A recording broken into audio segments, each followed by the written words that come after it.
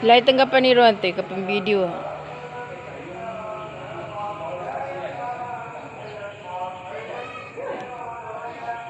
Guys, binisita po namin ang pinapagawang bahay ng kuya ko.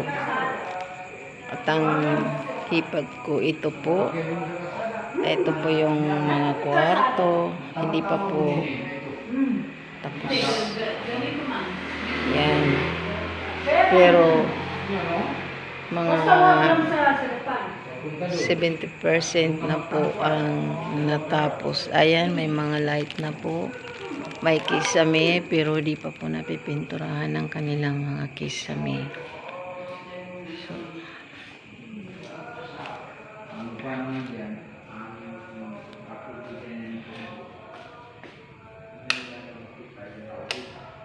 ito po guys, hindi pa po siya tapos, pero almost mga 70% na po ang natapos. Parang ito na talaga yung ano nilang bahay, parang dream house ang bahay na ito. Ito po lumang bahay, pero ni-renovate lang po. Ito po, ito yung parang main bedroom ito. Yan po. So ito yung hallway nila.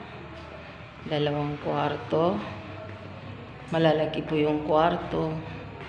Talagang ang lalaki ng mga kwarto. Lahat ng mga tao na nakikita, sasabi nila mansion daw ito.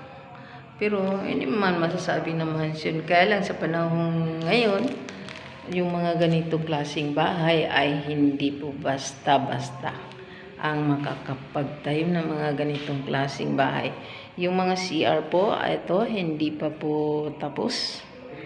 Ito, yung isang kwarto kanina.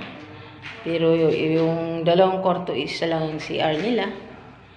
May 2 pintuan. Ito, CR, hindi pa po talaga natapos. Mga 70%. So, ito, kinukunan ko po ng video para remembrance po. Hindi po masyado tapos. Ito na po yung pangatlong kwarto. Ito. Yung kinukunan ko po ay yung dito lang sa taas. Doon sa baba, meron din 3 kwarto, may kusina. Yan. Ayan po. Ito po yung door nila. Papunta dito sa mga teras. Ayan. Ito, papunta po ito sa teras nila. Ayan. Yan po yung isa. Diyan ako nanggaling. At ito po. Madilim pa po, wala pa pong light banda dito. So, ito na po yung kalaki. Ito po yung bahay. Malaki po talaga ang bahay. Yung mga nagsasabi, ni-estimate nila pagka full furnace ito ay aabot ng 5 milyon. Kasi meron na pong 3M. Pero hindi pa po ito talaga tapos. Ayan yung hagdanan. Ayan. Hindi pa po tapos yung hagdanan. Ayan. So, eto. Nirenovate po talaga ito. Ito yung dati kalaking bahay na dagdag dito. Parang ito yung storage nila. Magiging storage. Wala nang problema. Meron dyan.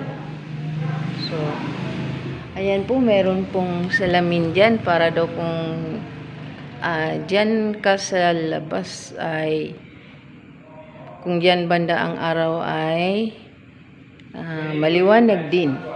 Tapos dito naman sa harap, pag sikat ng araw ay yan maliwanag. Tapos yung itong kwarto na ito po yung CR niya. Ayan, wala po mga CR nila. Kahit po mga CR ay talagang ang lalaki po ng mga CR. Dati po kasi itong bahay ni-renovate. Ito ata yung dito parang magiging cabinet na ito. Ayan. Ito. Ito po yung unang kwarto. Ito. Ha? Ay, wala kayo. Wala kayo. So, ito yung hagdanan. Ito. Ayan, patay na yan. Ayan.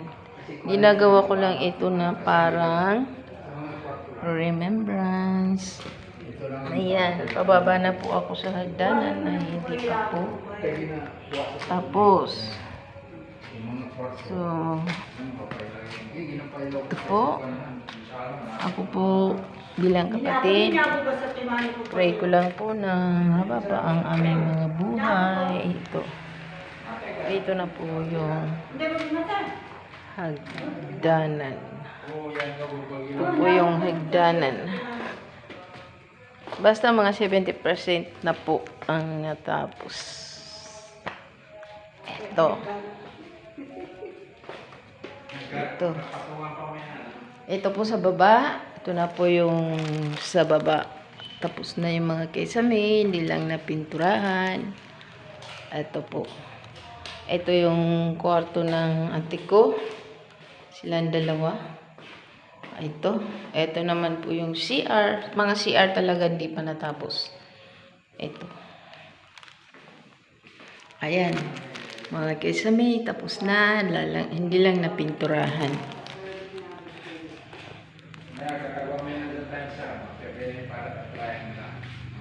Ito, may isang kwarto. Ito, parang guest room. Ato dito banda. Parang guest room na ito. At dito po ay kusina. Dito po ang kusina. Madilim. Ayan. Hindi pa po tapos ang kusina. So, hanggang dito lang guys. Share ko lang sa inyo ito. Thanks for watching. Ayan.